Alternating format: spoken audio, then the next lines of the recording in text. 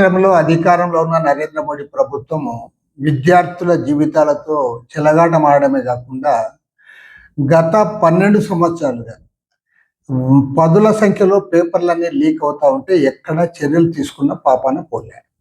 ఇవాళ లక్షలాది మంది విద్యార్థులు, యువకులు, వారి తల్లిదండ్రులు అందరూ కూడా రోడ్డెక్కి ఈ ప్రభుత్వాన్ని నిలదీస్తూ ఉంటే మరి ఆ ప్రభుత్వానికి మద్దతుగా ఇటు టీఆర్ఎస్ ఏమో మాట్లాడడం లేదు, అటు తెలుగుదేశం ఏమో బీజేపీ వాళ్ళతో కలిసిపోయి వాళ్ళు కూడా ధర్నాల్లో పాల్గొంటూ ఉన్నారు.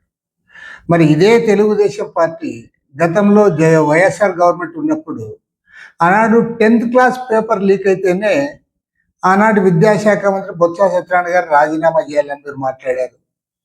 పైగా ఆనాడు అచ్చెన్నాయుడు రాష్ట్ర అధ్యక్షుడిగా ఉండి బొత్స సత్యనారాయణ గారు రాజీనామా చేయాలని చెప్పి పదే పదే డిమాండ్ చేశారు.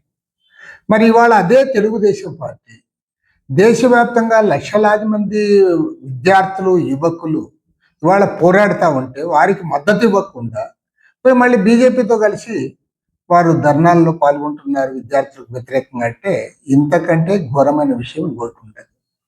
మీరంతా కూడా ద్వంద్వ ప్రమాణాలు. ఇక్కడ 10th క్లాస్ పేపర్ లీక్ అయితేనేమో విద్యామంత్రి రాజీనామా చేయాలన్నా, అక్కడ మొత్తం దేశవ్యాప్తంగా ప్రభావం చూపే నీట్ లీక్ అయిపోతే, అనేక పేపర్లు లీక్ చేస్తే ఆ ధర్మేంద్ర ప్రధాన్ విద్యాశాఖ మంత్రి రాజీనామా చేయాలంటే ఆయనకు మద్దతుగా మీరు పోతారా? నేను టీడీపీ వారికి ఒకటే చెప్పదలుచుకున్నా, మీరు అవునన్నా కాదన్నా ఇవాళ మొట్టమొదటిసారి నరేంద్ర మోడీ ప్రభుత్వం పూర్తి స్థాయిలో ఇవాళ ఇబ్బందులు ఉంది. వారు చేసిన పాపాలన్నీ కూడా ఒక్కొక్కటే వెలుగులోకి వస్తూ ఉన్నాయి. చివరికి వారు ఓటర్లను, ప్రజల్ని మభ్యపెట్టడమే కాకుండా, మోసం చేయడమే కాకుండా రామభక్తులను కూడా మోసం చేశారు. భక్తులు ఇచ్చిన డబ్బులు కూడా దోచుకొని తిన్నారు. పార్టీలని వాళ్ళన్ని కూడా ఫిరాయింపులు చేస్తూ ఉన్నారు. పార్టీలనే కూల్చేస్తూ ఉన్నారు. వాళ్ళు చేసిన పాపాలన్నీ కూడా ఒక్కొక్కటే బయటకు వస్తూ ఉన్నాయి. ఇవాళ ప్రజలందరూ కూడా రోడ్డెక్కుతా ఉన్నారు. దేశవ్యాప్తంగా కోట్లాది మంది యువకులు, విద్యార్థులు ఇవాళ రోడ్డు మీద ఉన్నారంటే దానికి సమాధానం చెప్పాలి. ఈ బీజేపీ ఎలాగో మునిగిపోతా ఉంది. ఆ మునిగిపోతున్న బీజేపీతో కలిసి తెలుగుదేశం కూడా మునగాలనుకుంటే దానికి ఎవరు ఏమి చేయలేరు. మీకేం దాంట్లో సంబంధం లేదు. మీరు మంచిగా ఉండొచ్చు కదా. మీరు పోయి వాళ్ళకి మద్దతుగా తెలుగుదేశం ఎంపీలంతా ఎందుకు నిలబడతా ఉన్నారు? కాబట్టి ఏమంటే కనీసం వైఎస్ఆర్ కాంగ్రెస్ పార్టీని చూసి నేర్చుకోండి.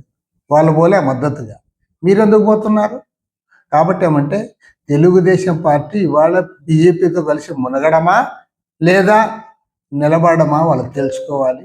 మరి గతంలో 10th క్లాస్ పేపర్కే రాజీనామా కోరిన వారు ఇవాళ దేశవ్యాప్తంగా ఇంత ఉద్యమం వస్తే అక్కడ మాత్రం ఆ విద్యాశాఖ మంత్రిని బలపరచడం సరైంది కాదు. ఇప్పటికైనా సరే విద్యార్థులకు మద్దతుగా నిలబడాలని చెప్పి డిమాండ్ చేస్తుంది.